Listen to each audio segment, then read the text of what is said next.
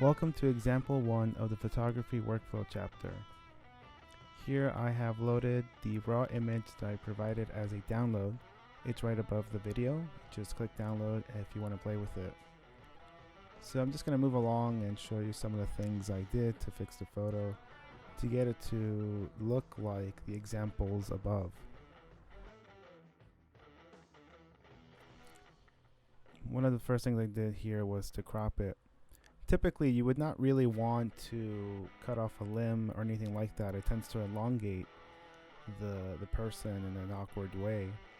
But in this scenario, I liked how it made her dominate the screen, so you can even break rules on occasion if it'll help with the effect. Next, I adjusted the exposure. The exposure I went with was really based on a midpoint between what I want for the main subject, which is her, and what I plan to do to the background. I really just wanted her to be in a better place to work from, and you'll see what I mean in a second. What you're going to be using a lot of is the adjustment brush. You can create as many adjustment brushes as you want simply by clicking new. Adjustment brushes allow you to isolate an area and then affect the parameters such as exposure, contrast, highlight, all the usual stuff, but it only affects the area you brushed over. It gives you immense control. So once you feather or size your brush to your liking depending on what the subject is, you can begin to use the brush. In this example, I have set the exposure all the way down because the first thing I did after setting the exposure for the overall image was to isolate the background from the subject.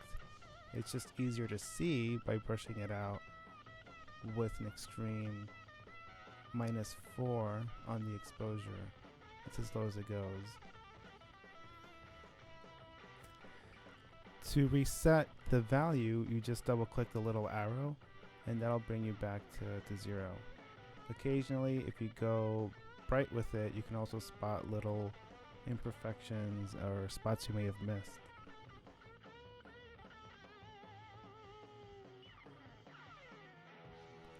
So double click the arrow and that'll reset it. At this point, you can adjust the background exposure to your own liking. Now that little module, the little marker you see up there, once you create a few brushes, you will have a few of them, and clicking on them will bring you back to that brush to readjust the settings for that particular area. So you can see what I did here is lower the shadows, clarity, and sharpness so as to sort of blur out the background a bit. And so that's one of the effects you see in the finished product. Then I click new to make a new brush, and this time I did this brush I made to isolate her, and I set the clarity down to give her a little bit of a glow.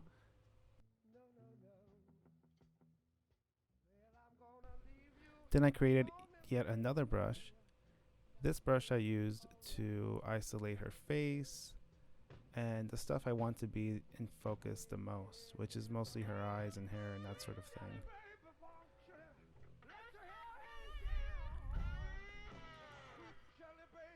You could use the clarity or you can play with the sharpness in the scenario until you get the desired effect. One thing I'd like to point out is that right now we're working zoomed out. I'll show you why that can be a problem later. Now here I'm applying clarity and sharpness to the areas I want to be not so fuzzy. Next up is the vignette that you see. Just scroll down and you'll see post-crop vignetting, and this will allow you a few controls over vignetting. Play with them till you get a vignette you like. If you don't feather it at all, you can create a border. Here I'm just trying to match the vignette to the example I posted.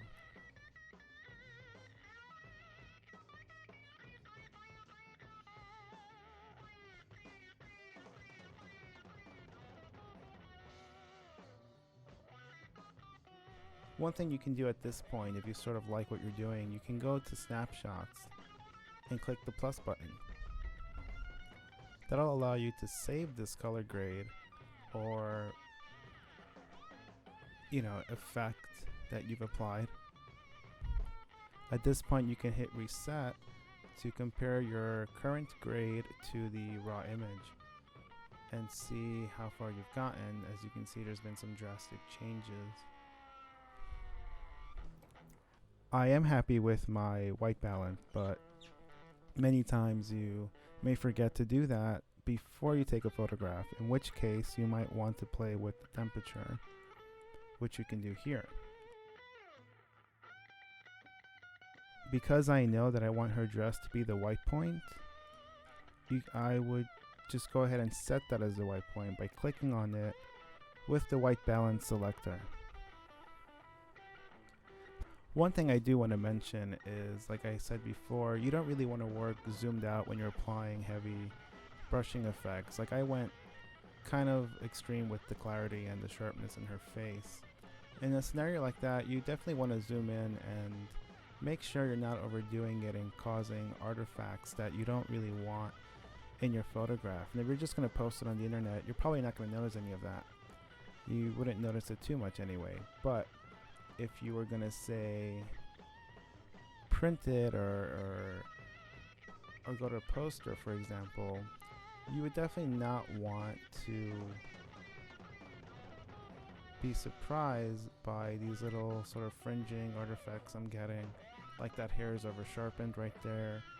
So play with it zoomed in, especially when you're trying to work in details like this one, like making her eyes pop and the hair pop. That sort of thing you definitely want to zoom in and make sure you're doing right.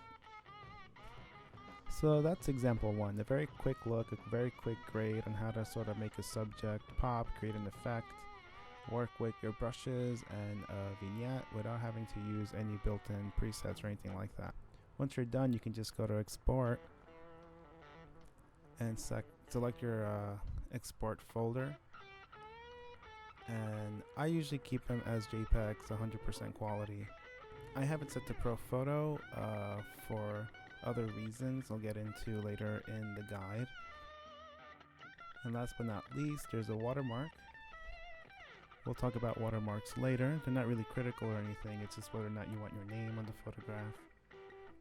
Here, as you can see, I already exported this. You can use a unique name to have more than one version of the same photograph, or override the previous version of it if you're no longer happy with it.